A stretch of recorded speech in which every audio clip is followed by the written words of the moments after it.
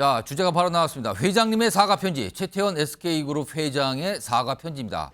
어제는 이 회사에서 긴급 회의를 소집해서 여러 가지 대책을 논의하는데 그 과정에서 나온 얘기를 전해드렸는데 SK그룹 직원들에게 사내 전산망을 통해서 편지를 띄웠다고 합니다. 그럼 그 내용을 좀 볼까요? 이런 내용입니다. 많은 내용이 있지만 핵심은 이겁니다. 구성원에 전하는 편지, SK그룹 구성원을 말하는 겁니다. 사내 포털망에 올라와 있다는데요. 개인사에서 빚어진 일로 의도치 않게 걱정 안겨드려 죄송하다. 일단 사과를 했습니다. 그리고요, SK와 구성원 모두의 명예를 위해 반드시 진실을 바로잡을 것이다. 요거는 대법원에 지금 가게 돼 있죠? 상고를 했으니까요. 그거에 대한 어떤 각오인가요? 그리고 업무와 일상에 전념해 주시길 부탁드리겠습니다. 그러니까 사과, 그다음에 남은 재판에 대한 각오, 그리고 직원들에 대한 당부, 이렇게 세 가지 정도 내용이 크게 들어가 있는 걸로 보이네요. 자, 그런데요, 이 최태원 회장의 편지에 대해서 SK 구성원들, 직원들의 반응이 좀 있었는데 화면 좀 볼까요? 이거는 최수영 평론가께서 좀 소개 좀 해주세요. 그러니까 지금 사실 SK 내부가 좀 동요하고 있는 건 사실이거든요. 왜냐하면 이게 1조가 훨씬 넘는 돈을 이제 만일 지불하게 되면 대법원에서 확정 판결하면 지불해야 되는 데다가 게다가 이제 그걸로 인해서 혹시라도 말하자면 이제 3세 경영이 또 가게 된다 그러면은 이게 또 지배구조가 또 어떻게 되느냐 이런 우려가 많은 상황에서 최태원 회장이 이제 이렇게 보니까 아주 메시지 전략에 능한 분 같아요. 그래서 늘 보면 이렇게 자신의 마음을 전달하는 이런 편지를 통해서 굉장히 어떤 그 전략적인 돌파구를 마련하는 것 같은데 그래서 이번에 진솔하게 좀 했던 것 같습니다. 그러니까 정말 이건 내 개인사가 빚어진 거니까 미안하고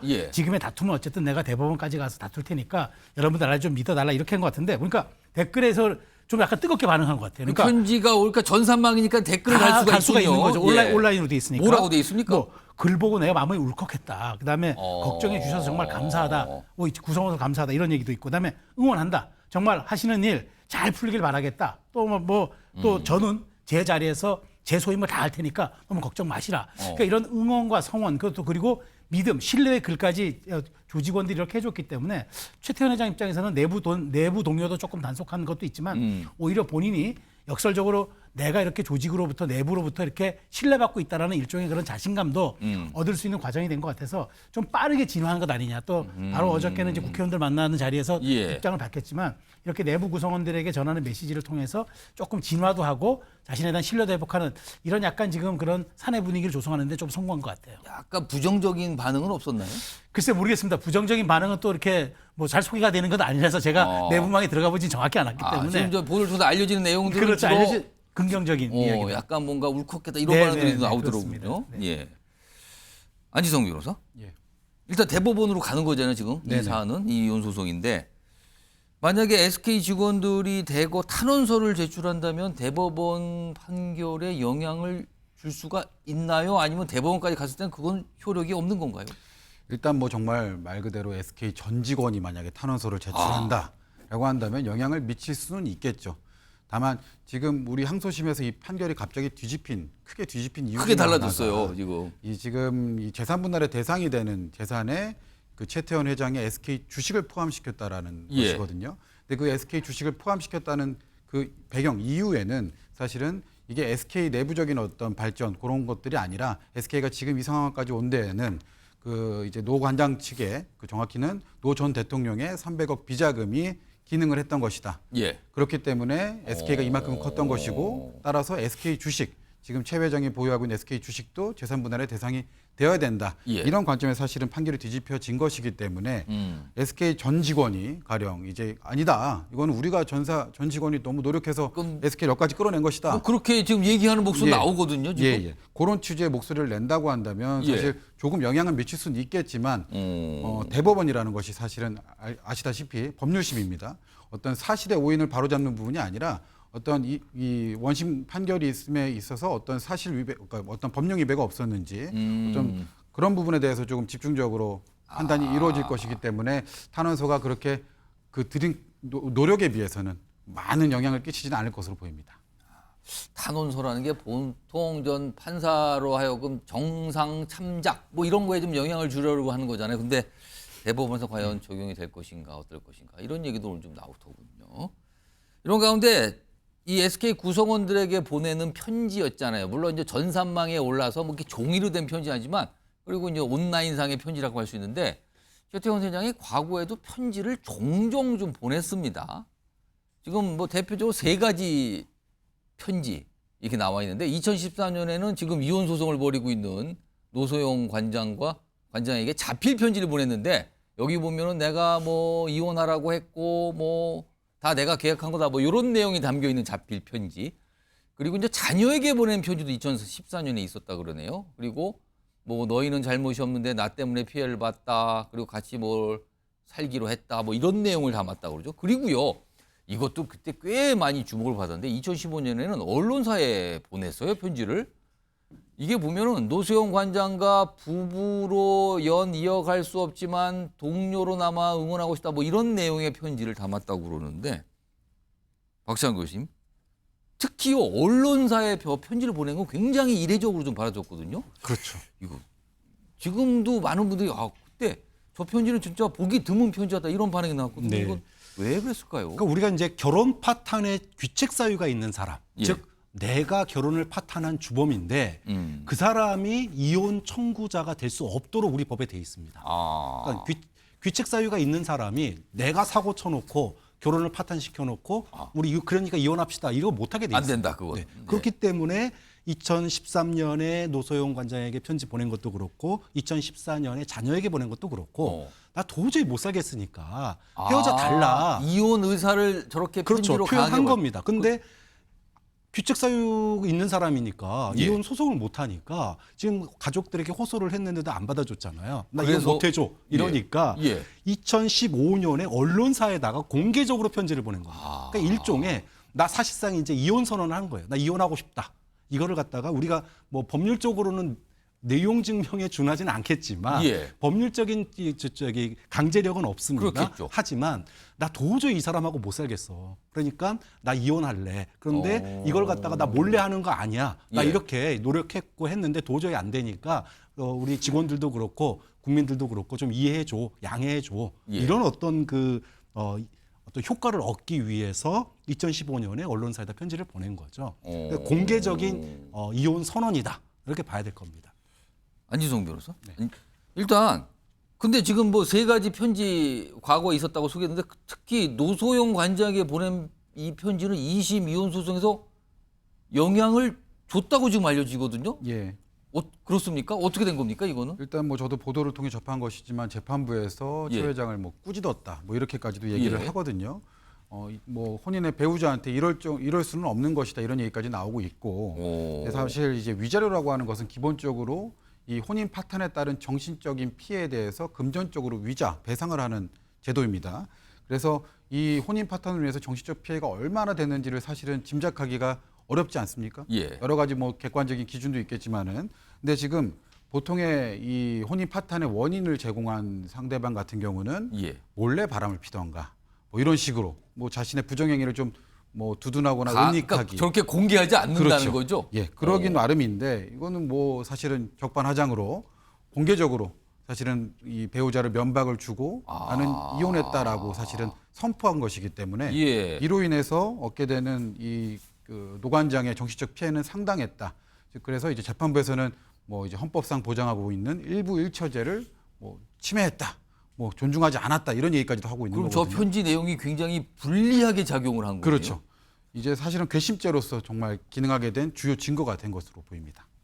예, 최수영 평론가. 저는 근데 이제 이 편지가 이제 아직 지금에 와서는 세월이 예. 흘러서 이제 9년이나 세월이 흘러서 불리하게 작용했지만 실제 저도 메시지를 연구하는 사람 입장에서 봤을 때 예. 이게 굉장히 유효한 전략이었어요. 왜냐하면 3가지 측면에서 유효하다고요? 네, 예. 그때는 첫 번째가 뭐냐면 이게 반성문 형식으로 썼습니다. 말하자면 솔직하게 자기 반성의 형식으로 보면은 편지가 다 있어요. 이 얘기 뭐냐면은 내가 이 부분을 책임지고 가겠다는 진솔한 자기 반성을 통해서 여론에서 우위를 점하겠다는 것과 예. 두 번째 어차피 노 관장이 자꾸 이혼을 반대하니까 차라리 이것을 내가 공론화시켜서 대중의 여론을 판단 한번 받아보겠다. 예. 그게 두 번째였고 세 번째가 뭐냐면 혹시라도 이걸 누가 언론이 먼저 취재해버리잖아요. 그럼 이게 감당이 안 돼요. 그럼 이게 완전히 말하자면 이제 황색 뉴스가 될 수가 있고 끌려가게 되는데 오히려 언론사의 전체를 편지를 보내버리면은 예. 일종의 내가 원하는 대로 끌고 가는 프레임이 설정되는 겁니다. 안전해지는 거죠. 예. 그러니까 당시로서는 매우 유효한 전략이었고 그때까지는 최태원 회장의 메시지 전략이 맞은 것 같은데 이게 예. 9년이 지나서 발목을 잡게 될 줄은 또 누가 소송에서는 저는 또 이게 지금 부정적인 불리하게 영향을 줬다라고 알려지고 그렇죠. 있거든요. 그래서 이게 참 세상사 알 수가 없다는 이야기에서 나오는 것 같습니다. 지금 뭐 SK 직원들에게 보내는 편지가 알려지면서 과거에 최태원 회장이 직접 썼다는 자필 편지 등등등 내용까지 같이 지금 회자가 되고 있는데요. 어제 최태원 회장 이런 여러 가지 뭐 모습 요걸 이 가운데 어제 국회의원 환영 리셉션 뭐 이런 제목이 붙은 행사를 주관 뭐랄까요 좀 뭐 주도했다고 할까요 이런 모습이 있었는데 확인해 보겠습니다. 녹록지 않은 경제 여건에서 22대 국회가 출범하여 그 어느 때보다 어깨가 무거우시겠지만 뒤집어 생각하면 위기 가운데 기회가 있듯이 의원님들과 경제인들이 함께 더 자주 소통하고 고민해 나갔으면 좋겠습니다. 자, 이번 세기의 이혼 소송이라고 불리는 이 2심 판결 결과가 나온 뒤에 많은 얘기가 있었지만 그중에서 가장 뭔가 재계 그리고 주식시장도 굉장히 관심 있게 보는 게 승계구도입니다. 승계구도. SK그룹의 승계. 지금 최태원 회장은 2대째거든요. 그렇다면 3세로 내려가는 상황과 지금 이 소송이 무슨 관련이 있는 거 아니야. 이런 얘기가 끊임없이 나옵니다. 자, 그럼 화면 좀 볼까요? 왜 그런가 하면요. 이런 얘기가 나오네요. 지금요. 제목이 세기의 이혼, SK 후계 구도의 변수일까? 물음표가 찍혀 있는데요. 지금 최태원 회장이 가운데 있고 지금 이혼 소송을 벌이고 있는 노수영 관장 그리고 지금 동거인으로 알려지고 있는 김희영 이사장이 있잖아요. 그럼 만약에 이혼이 확정이 된다면 결혼을 할, 그 재혼이라고 하겠죠. 이거 할 가능성이 있거든요. 자, 그렇다면 지금 그 사이에 자녀들이 있는데 이게 일단 숫자만 좀 딱 한눈에 보세요. 최태원 회장과 노수영 관장 사이에 3자녀가 있는데 만약에 상속이 된다면 1 비율을 갖게 됩니다. 그럼 3이죠, 합해서. 자, 그리고요. 최태원 회장과 김희영 이사장이 결혼이 공식적으로 결혼이 된다면 또 여기도 상속 이런 게 나중에 있겠잖아요. 그러면은 지금 자식이 하나가 있고요. 그다음에 김희영 이사장이 이 전 남편 수생이잖아요. 그럼 뭐 입양 가능성도 있다 그러니까. 그럼 여기가 1 그리고 부인에게도 1.5가 가서 3.5가 됩니다. 그럼 딱 3대 3.5가 되는 겁니다. 이것 때문에 지금 얘기가 나오는 건데 최수영 평론가. 지금 사실 SK그룹은 2세 승계 과정에서는 굉장히 무난하게 갔어요. 여러 가지 이 지분을 갖고 있는 이 뭐랄까 사촌들도 있고 형제도 있었지만 최태원 회장한테 이렇게 지분을 약간 몰아주는 형태로 돼서 이제 완결이 됐거든요. 근데 지금 3세 승계가 이게 굉장히 복잡할 수 있다는 얘기가 나오는데요. 매우 복잡해질 가능성이 높아요. 왜냐하면 지금 말씀하셨듯이 이게 이제 최태원 회장으로 넘어갈 때는 일종의 약간 교황 선출 방식, 일종의 콘클라베 방식을 띄었어요. 그러니까 양쪽의 창업주였던 최종건의 자제들과 최종현 선대회장의 자제들이 만나서 합의해서 여기서 가장 우리가 역량이 뛰어난 최태원 회장에게 이걸 몰아주고 우리는 빠진다. 그래서 사실상 이 재산 전체를 최태원 회장이 다 가진 게 아니라 위임 말하자면은 이제 그 SK를 운영하게 된 거예요. 그래서 이렇게 아주 매끄럽게 2세로부터 이제 이게 이전이 됐기 때문에 최태원 회장이 고마워서 나중에 1조 원 상당의 주식을 나눠주게 됐단 말이에요. 그러다 보니까 이게 이제 이상이 없어서 그럼 3세도 그러니까 3세라고 간다 그러면은 노수영 관장과 93명 중에 누구한테 가든지 이렇게 그냥 아니면 재산 분할이 그 법적으로 깔끔하게 되든지 이렇게 가야 되는데 이렇게 되면은 2세에서 3세로 넘어갈 때는 합의 구조가 깨져버리면은 이게 소송으로 갈 수도 있는 거고 그다음에 아니면은 이제 뭐 다툼으로 갈 수도 있는 거고 그러다 보니까 지금 바로 이 판결 나자마자 주식시장에서 혹시라도 나중에 이 지배구조 때문에 주식을 매집할 수가 있다는 그런 생각을 지분 가지고 경쟁이 붙을 수 있다. 그래서 주식값이 그냥 10% 이상 그렇게 급등을 한 거예요. 그러다 보니까 세간의 관심은 이제는 대법원 판결이 어떻게 나느냐에 따라서 이제 돈 1조 3천억에 대한 그런 것도 과정도 중요하겠지만 정말 그 다음에는 무사히 1세에서 2세로 넘어왔던 이 후계 구도가 또 완전히 이제는 또 전쟁이라든가 아니면 소송으로 갈 수도 있기 때문에 세간의 관심은 이제 대법원 판결 이후에는 돈의 그 어떤 출처, 돈의 이제 말하자면 돈 만드는 그 과정과 그 다음에 그 돈 이후에 이 지배 구조, 그 다음에 말하자면 승계 구조에 관심이 쏠릴 수밖에 없는 구조죠. 안희성 변호사. 예. 사실 노소영 관장이 애초에 지분 분할을 요구했잖아요. 네네. 그렇다면 뭔가 생각을 하고 시작을 했던 건가요? 처음에는 그랬던 것으로 보이는데 지금 어제자 뭐 회견에서 그렇지만은 예. 본인의 어떤 이런 이 막대한 지금 사실 재산 분할을 받은 거 아닙니까? 천문학적인. 그런에서 좀 상황이 많이 변경이 됐기 때문에 이에 대해서 사실은 나는 뭐 우호적 지분이었다 이런 것은 나의 입장과는 사실 다른 얘기다 이런 식으로 지금 선을 그었거든요. 예. 그렇기 때문에 지금 향후에 일단은 어떻게 좀 추이가 변할지를 좀 지켜는 봐야겠지만 예. 기본적으로는 말씀하신 것처럼 이 천문학적인 재산 분할 액수 요의 이 자금 출처를 어떻게 마련할 것이냐. 이 지금 1조 3천억 만약에 이게 최종 예. 확정된다면 1조 3천억 원이다. 과연 예. 이 돈은 어디에 쓰일 것이냐 이것도 지금 관심사거든요. 그렇죠. 지금 일각에서는 그래서 이거를 예. 후계 이제 경영권을 가져오기 위해서 총알로서 쓰려고 가져온 것이 아니냐. 아까 보면 3대 3.5가 나온단 예, 말이에요. 예. 지금 사실은 뭐 최태원 회장의 현재 지금 현금성 자산으로 따지면은 그 금액이 엄청 커 보이지만 SK 전체 또 지분으로 봤을 때는 이 그 금액 자체는 또 엄청난 금액은 아니거든요. 그렇기 때문에 후계에 있어서 이제 자녀들로 하여금 이런 지분들을 확보하기 위한 총알로서 예. 그것을 활용할 것이 아닌가 하는 예측도 지금 나오고 있는 상황입니다. 아. 최선 변호사. 근데 제가 아까 좀 빠뜨린 게 하나 있는데 이런 과정 그러니까 더 복잡해졌는데 그러니까 말하자면은 지금 재혼을 해야 이제 법적으로 재혼을 해야 그 자녀들이 이제 등재가 되는 것 아니겠습니까? 지금은 동거인. 지금은 동거인이잖아요. 예. 유사 배우자의 지위잖아요. 예. 그런데 지금 어느 한 보도를 보니까 이미 SK 가계도에 지금 이 말하자면 아직은 혼외자인데 이 딸의 이름이 등재돼 있다는 지금 보도가 최태원 있어요. 회장과 동거인 사이에 아이가 있거든요. 그렇죠. 아이가 예. 있는데 거기서 입양받으니까 이제 그 전 남편과의 소생 말고 예. 그 이름이 지금 SK 박물관처럼 운영되고 있는 SK 그 고택이 하나 있는데 수원에 예. 거기에 이름이 가계도에 등재가 돼 있다는 거예요. 이 얘기 뭐냐면 아직도 법적으로 지금 재혼이 안 된 상황에서도 이미 가계도에 그 이름이 올라왔다는 이유는 앞으로도 이 문제가 대단히 지금 만일 재혼이 됐을 때는 예. 큰 불씨가 될 수도 있고 굉장히 쟁점이 될 수도 있겠다. 이미 벌써 이렇게 그 가계도에 올라와 있다 하면 앞으로 이 부분이 굉장히 좀 말하자면 논란거리가 될 수도 지금 있다는 이제 보도가 나왔다는 소개해 주는데 그게 조금 더 확인이 돼서 만약에 사실이라면은 그렇다면 뭔가 생각을 하고 거기에 그렇죠. 포함을 시켰을 텐데 그렇다면 이게 어떻게 되는 건가 이렇게 가는 더 거네요. 복잡해지는 거죠. 안지성 변호사. 예. 지금 만약에 지금 최수영 변호사가 지금 말씀하신 이 내용 뭐 네. 가계도에 뭐 들어가 있다 지금 그 자녀가 이거 대법원 판결에서 이거 어떻게 되는 겁니까? 이 상황은 또 영향을 줄 수 있는 상황입니까? 이거는? 예, 지금은 사실 뭐 호적 제도가 없어졌지만 뭐 흔히들 족보라고 얘기하던. 예. 근데 지금 SK가의 어떤 족보 호적에는 지금 올라가 있는 것으로 확인이 되는 것이거든요.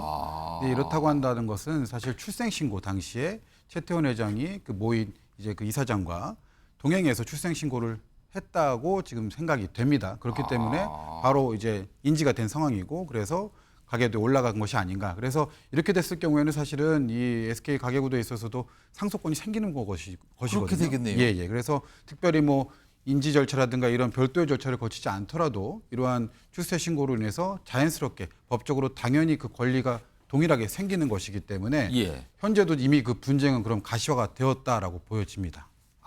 이게 지금 사실은 이게 단순히 무슨 하나의 기업이나 SK그룹이라는 이 위상이 있잖아요, 우리나라에서. 굉장히 많은 사업을 갖고 있는 건데 지금 이게 어떤 개인의 이혼 소송 문제로 지분 구조 얘기가 나오고요. 향후에 뭐 승계 얘기까지 벌써부터 나오고 있는 상황입니다. 자, 이런 상황에서요.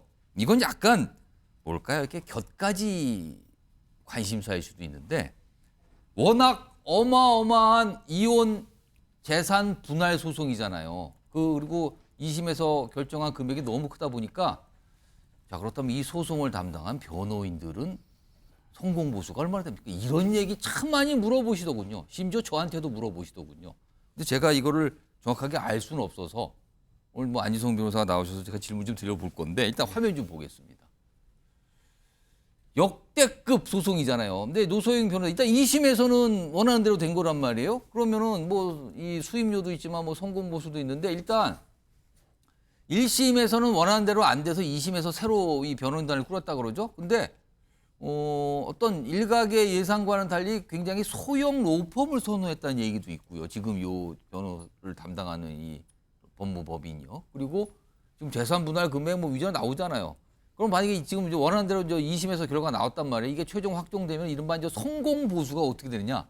성공 보수가 예를 들어서 재산 분할 금액의 1%일 때 또는 5%일 때 10%일 때 1에서 10%라고 아주 넓게 범위가 통상 정해진다 그래요. 근데 금액은요. 1%면 138억이고 10%면 1,380억이에요. 일단 안지성 변호사 예. 저런 소송을 한번 해보셨습니까? 정말 하고 싶습니다. 하고 싶고 사실 저런 건 때문에 사실은 이혼 전문으로 이제 변호사들이 또 많이 또 이혼 하는 전문 것이거든요. 사안만 다루는 변호사들이 계시죠. 성공 보수가 사실은 주는 그 묘미는 사실은 상상할 수가 없기 때문에 물론 저런 사례는 거의 뭐 천년에 한 번 나올까 말까 하지만 예. 일단은 그리고 말씀하신 것처럼 좀 소형펌을 사실 2심에서 선임을 그러니까 그것도 사실 했다. 많은 분들이 얘기하시죠. 근데 왜 소형, 대형 예를 들면은 이거 정말 중요한 수사이면 굉장히 규모가 큰 로펌에 맡겨야 된다는 게 통상적인 생각으로 예, 예. 보이는데. 예. 말 그대로 사실은 규모가 좀 작아서 소형펌이지 예. 이게 사실은 그 법률인단 대리인단의 어떤 능력이 좀 떨어진다고 이런 건 아니거든요. 그건 상관없다. 예, 흔히들 사실 부티크펌이라고 저희가 부릅니다만 오. 이제 지금 그 김기정 변호사님 같은 경우도 지금 법원장 출신으로 알려져 있고 이런 소위 이제 정관 출신들이 나와서 대형펌에서 나오던가 이렇게 해서 부티크로 이제 차리는 펌들을 부티크펌을 저희 부릅니다. 그러면 그러니까 그 뜻은 약간 규모가 상대적으로 작다 그 뜻입니까? 대형펌에 비해서는 작지만 그 대형펌의 한 팀이 법무법인을 구성한다 이렇게 약간 생각하시면 더 될 것 전문적일 같습니다. 수도 있다. 이 뜻도 있는 그렇죠. 것 같네요. 예, 또 가정법원 또 부장 판사 출신도 합류를 하셨고 이렇기 때문에 예. 근데 사실 이런 펌들 같은 경우에는 뭐 성공보수 약정은 다 뭐 개별 약정이니까 예. 제가 뭐 들여다보지 않는 한 알 수는 없지만 예. 통상적으로 이혼 소송 같은 경우는 이 성공보수를 5에서 10% 정도 약정을 합니다. 그럼 1이 아니고 1에서 10이 아니라 5에서 예. 10입니까? 그거 다시 한번 보여주세요, 아까.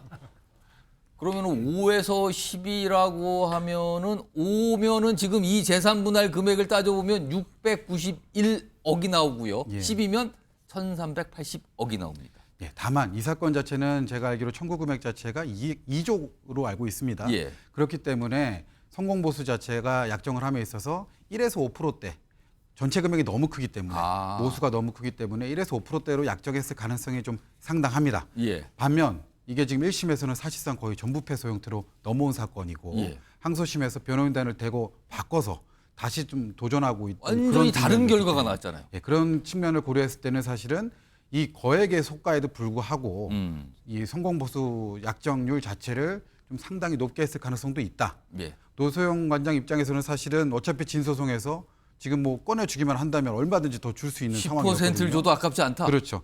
다만 거기서 이제 캡을 좀 씌웠을 수는 있습니다. 워낙에 천문학적인 금액이었기 때문에 예. 그런 것들을 고려했을 때 그리고 사실은 그 어제 그 판결을 마치고 나온 그 대리인의 변호인의 모습. 이제 표정을 봤을 때는 그 성공 보수가 좀 상당하지 않았을까. 굉장히 밝은 예, 표정이었거든요. 그렇습니다. 또 그렇게 또 짐작을 하시는군요.